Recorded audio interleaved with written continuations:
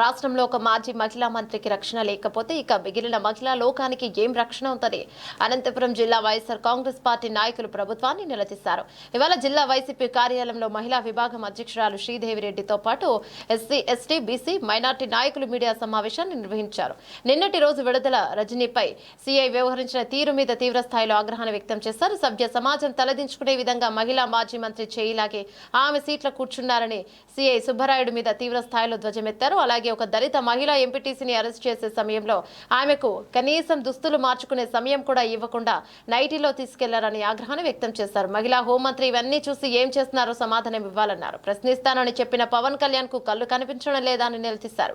వెంటనే ఇలా దురుసుగా వ్యవహరించిన చర్యలు తీసుకోవాలని, లేని పక్షంలో రాష్ట్ర వ్యాప్తంగా వైసీపీ శ్రేణులంతా నిరసన కార్యక్రమాలు చేస్తారని హెచ్చరించారు. ఏర్పాటైన మొదటి రోజు నుంచి కూడా మహిళల మీద కక్షలు, కార్కన్యాలు, దౌర్జన్యాలు, అత్యాచారాలు, అఘాయిత్యాలు పెచ్చిమీరిపోయాయి.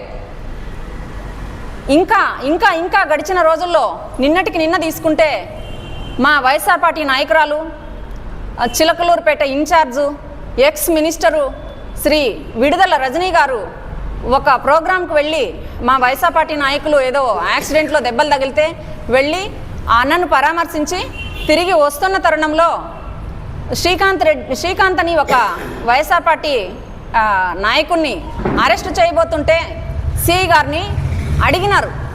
ఒక నాయకురాలుగా, ఒక పార్టీ రిప్రజెంటర్గా, సిఐ గారు మీ దగ్గర అరెస్ట్ చేయడానికి ఎఫ్ఐఆర్ ఉందా, లేదు అరెస్ట్ వారెంట్ ఉందా, ఎందుకు అదుపులోకి తీసుకుంటున్నారు, ఒకసారి చూపించండి అంటే అతను సభ్య సమాజం తలదించుకునే విధంగా, సిగ్గుతో తలదించుకునే విధంగా ఈనాడు విడుదల రజనీ గారిని అసభ్యంగా నడి రోడ్డు పైన ఎట్లా మాట్లాడుతున్నారండి. ఆమెను చేయబట్టి నెట్టేసి నువ్వు ఎక్కువ మాట్లాడినావంటే నా విధులకు ఆటంకం కలిగించినావని చెప్పి కేసు పెడతానని తను బెదిరిస్తాడు. నోటికొచ్చినట్లు మాట్లాడతాడు. విడుదల రజనీ గారు ఎక్కడే కానీ సంయమనం కోల్పోకుండా సిఐ గారు ఎంత తను వారించుకున్నా, తను నివారించుకున్నా కూడా అతను చెప్పిన మాట వినకుండా సుబ్బరాయుడు సిఐ, ఏమయ్యా సిఐ గారు నిన్నొక్కటే అడుగుతున్నాం, నీకు తల్లి లేదా, నీకు భార్య పిల్లలు లేరా, తోబుట్టోళ్ళు లేరా, నీ ఇంట్లో వాళ్ళకి ఇలాగే జరిగితే చూసుకొని ఉంటావా నువ్వు? ఇలాగనేనా మీరు ప్రవర్తించేది? కాకి చొక్కా వేసుకున్నావా, పచ్చ చొక్కా వేసుకున్నావా నువ్వు? మేము అడుగుతున్నాం, ఖచ్చితంగా సమాధానం చెప్పాలి నువ్వు. ఖచ్చితంగా రేపు నువ్వు మూల్యం చెల్లించుకునే రోజు దగ్గర వస్తుంది. ఒక మహిళ, ఒక ఎక్స్ మినిస్టర్ కూడా రక్షణ లేకుంటే ఈ రాష్ట్రంలో ఎవరిని రక్షిస్తారు మీరు?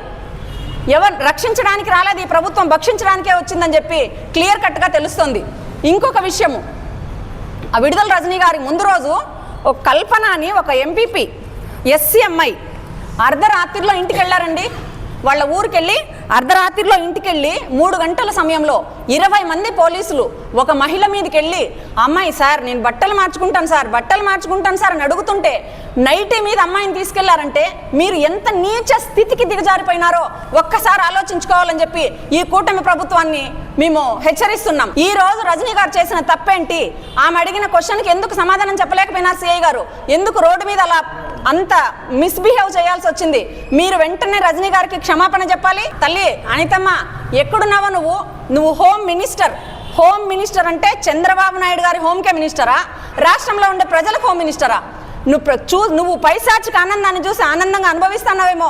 ఇప్పుడు సాయంకాలం అవుతుంది, ప్రొద్దున తెల్లవారుతుంది, నేను ఎప్పుడు ఇదే చెప్తాను నీకు. ఒక్క నిమిషం ఆలోచన చెయ్యి.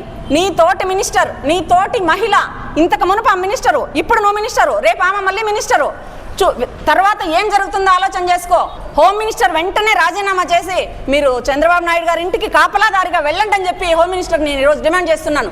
అదేవిధంగా పవన్ కళ్యాణ్ గారు ఆనాడు మైకు పట్టుకొని జగనన్న ప్రభుత్వంలో అని జుట్టేసుకుంటే మాటలు చెప్పావే, ఇన్ని వేల మంది మహిళలను ఇట్లా చేస్తున్నారని, మహిళల మీద అన్యాయాలు జరుగుతున్నాయని.